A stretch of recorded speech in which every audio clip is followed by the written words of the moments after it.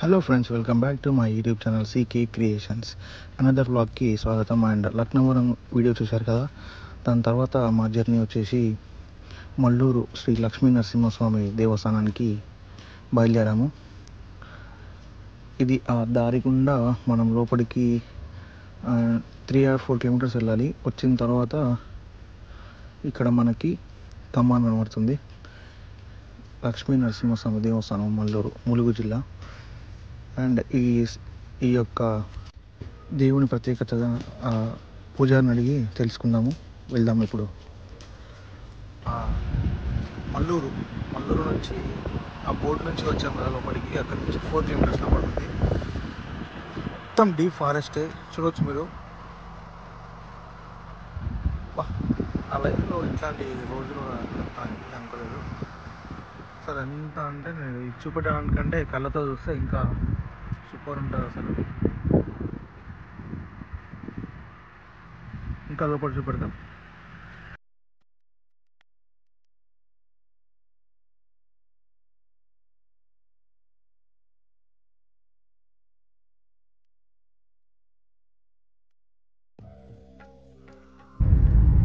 Entrance ఇది మనకి. So జనాలు ఇప్పుడు బాగానే ఉంది మొత్తం.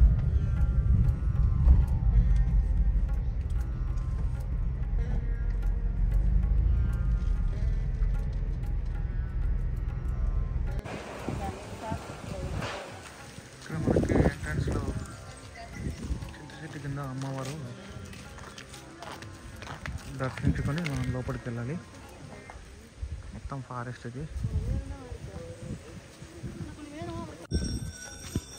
సో ఫ్రెండ్స్, ఇది మనము శ్రీ లక్ష్మీ నరసింహస్వామి దేవస్థానం. పైకి ఉంది, మొత్తం మెట్ల ద్వారా అయితే పైకి ఉంది.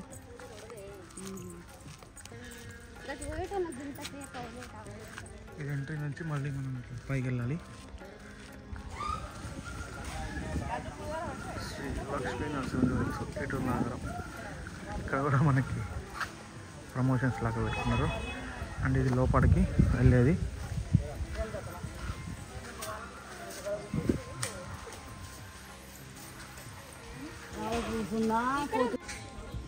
ఫ్రెండ్స్, ఇది చాలా హైటే ఉన్నట్టు పైకి. సో ఎవరైనా ముసలి వాళ్ళు కానీ ఎవరైనా సరే వాళ్ళని తీసుకోవడానికి ఇది యూజ్ చేస్తారు నలుగురు. అండ్ లోపలికి. సో ఇక్కడ మనకి తెలిసింది ఏంటంటే, ఈ టెంపుల్లో పైకి లక్ష్మీ నరసింహస్వామి విగ్రహం ఉంటుంది కదా, ఎద్ద లోపల ఒక ఫ్లవర్ పెట్టినా సరే రాయి పైన లోపలికి వెళ్తుంది. అండ్ ఇప్పుడు ఇక్కడ ఏమన్నా సాధ్యమైతే చూపెట్టడానికి ట్రై చేస్తాను, లేదంటే ఆయన పాత క్లిప్ తీసి పెట్టేస్తాను. సో ఇది పైకి వెళ్తున్నాం. ఇంకా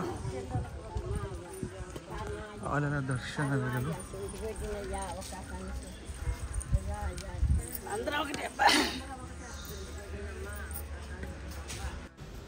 సో ఇది మనకు మెయిన్ ఎంట్రన్స్. పైన కనపడేదే గుడి. మనకి గుడికి అటువైపు ఇటువైపు గరుత్మంతుడు, ఆంజనేయుడు విగ్రహాలు మనకి కనిపిస్తాయి. ఇప్పుడు ఈ గరుడ స్తంభం వెనకాల నుంచే దారి ఉంటుంది. మనం వెళ్దాం పదండి.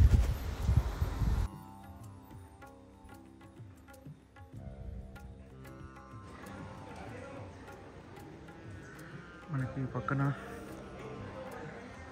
లక్ష్మీ నరసింహస్వామి అండ్ ఇక్కడ హనుమాన్.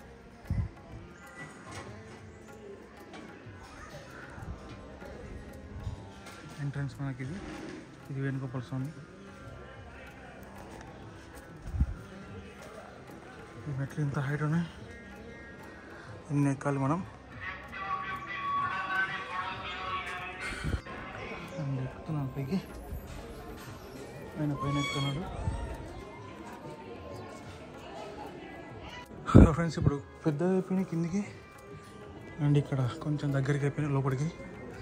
పైకి ఇది న్యూలీ కన్స్ట్రక్షన్.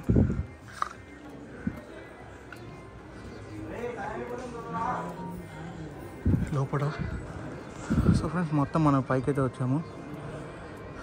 ఈ మొత్తము ఏమంటారు, కొండ లోపలనే మనకి ఈ ఆలయం అనేది వెలిసింది. సో ఇది మనకి చెంచు అమ్మవారు, చెంచు లక్ష్మి అమ్మవారు. అండ్ మీరు అబ్జర్వ్ చేయొచ్చు మొత్తం.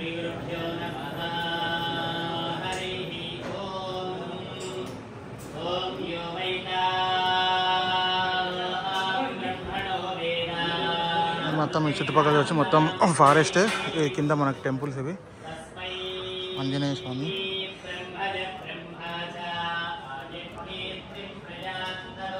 సో 3 వేస్ ఉన్నాయి ఇవి. 1, 2, ఇది అవుట్ అనమాట. మనం ఇప్పుడు ఇందులో నుంచే వచ్చేసాము.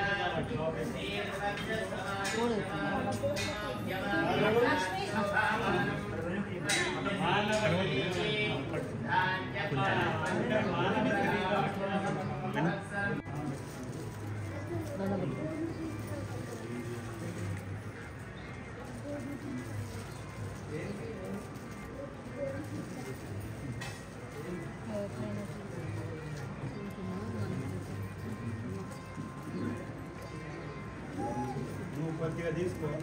గ్రౌండ్ మొత్తం తల ఆవగిందంత తల్లి కిందంత కాదు.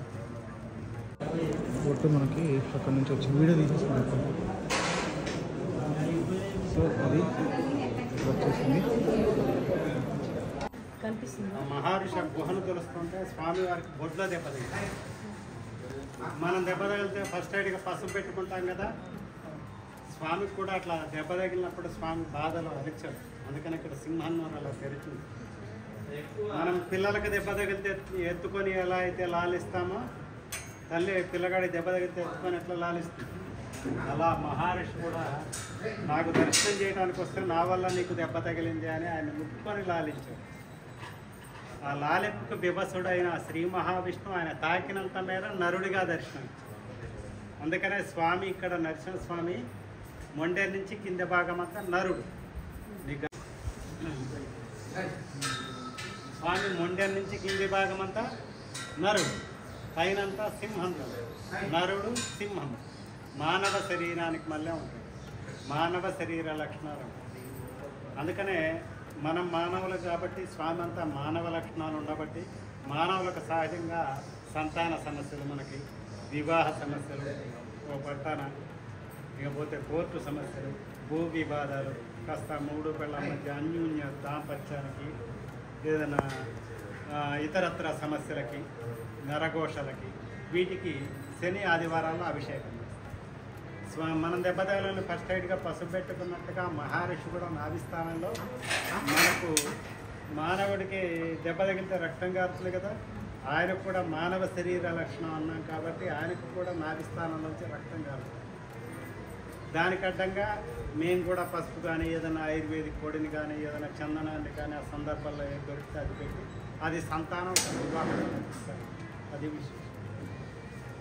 స్వామికి ఈ చెప్పిన ఇతర బాధల నివారణార్థమేమో అభిషేకం చేస్తారు నూనెతో. నూనెతోనే ఎందుకు చేస్తారంటే స్వామి మానవ దేహంలో ఉన్నాడని చెప్పి మన దేహం అంటే గట్టిగా ఉంటుంది. అప్పుడే పుట్టిన పిల్లల శరీరం అంత లేతగా ఉంటుంది. గట్టిగా ఒకళ్ళిద్దరు ఆ బొగ్గలు ఒత్తితే చనిపోతాయి, ఇంకోళ్ళు ఒత్తడానికి మనసే అంత లేతగా ఉంటుంది. చూడటానికి ఏమో బియ్యం లెక్కగా ఉంటుంది.